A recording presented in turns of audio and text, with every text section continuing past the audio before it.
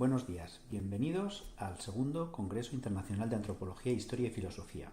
En esta ponencia vamos a hablar de la solución escandinava como modelo lingüístico para el valenciano, catalán, balear.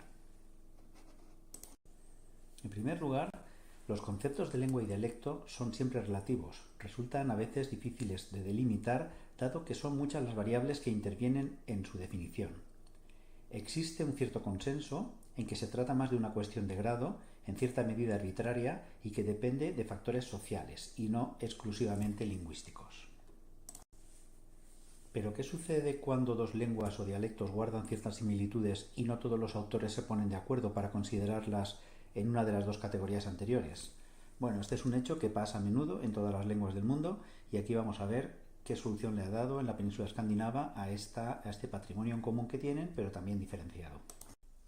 En concreto, esto sucede con algunas lenguas españolas que forman parte del diasistema occitano-romano, como el valenciano, el catalán y el balear. Pero también en otras muchas, algunas de ellas muy alejadas a las nuestras, como son el noruego, el sueco y el danés.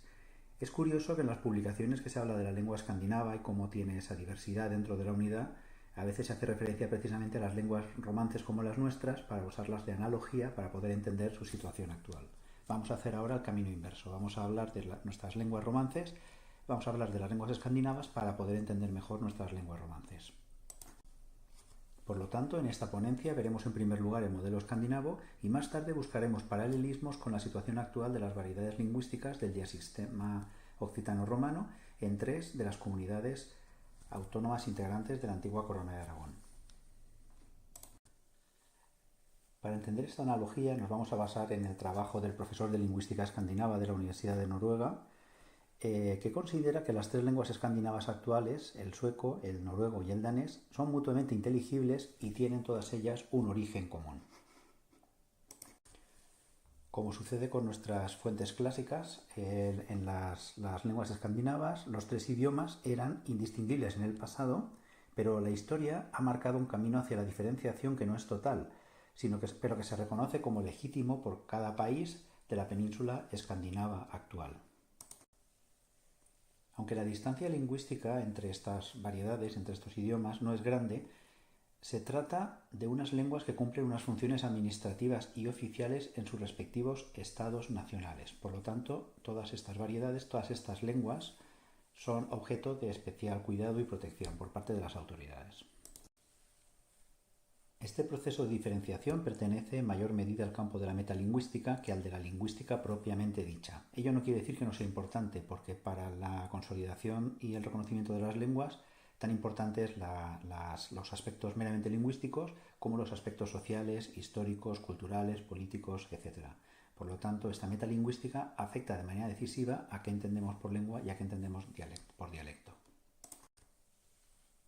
Por ello, los hablantes actuales de las lenguas escandinavas, los políticos y por supuesto los lingüistas, no consideran que el hecho de que estas lenguas sean similares, una de ellas sea más importante que las otras, sino que consideran que todas ellas forman parte del patrimonio cultural propio de cada país y por lo tanto merecen respeto y protección. Ibarwer considera que antes de la aparición de los estados nacionales, la lengua era únicamente un instrumento de comunicación.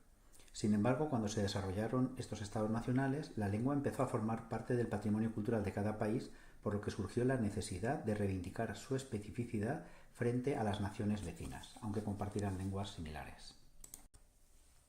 Según este autor, este proceso de diferenciación se dio también entre las lenguas romances y surgieron lenguas a partir de una matriz común en aquellos sitios en los que había una nación-estado.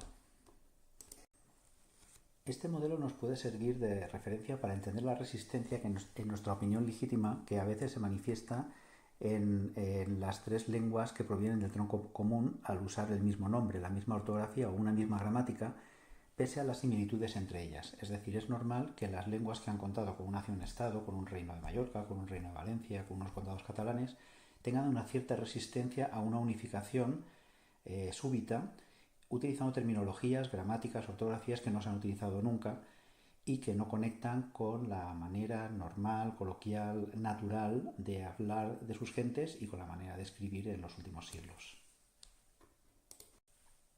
Por lo tanto, si nos basáramos en el modelo escandinavo, habría que tener en cuenta que cada una de estas lenguas deberían ser consideradas como una variedad lingüística o como una lengua que es un bien en sí mismo, que forma parte del patrimonio cultural de cada una de las regiones o de cada uno de los antiguos reinos o antiguas naciones-estado. Por ello, no deberían ser minusvalidadas o absorbidas por otras, con el objeto de crear un estándar alejado de la tradición histórica y cultural de cada una de ellas.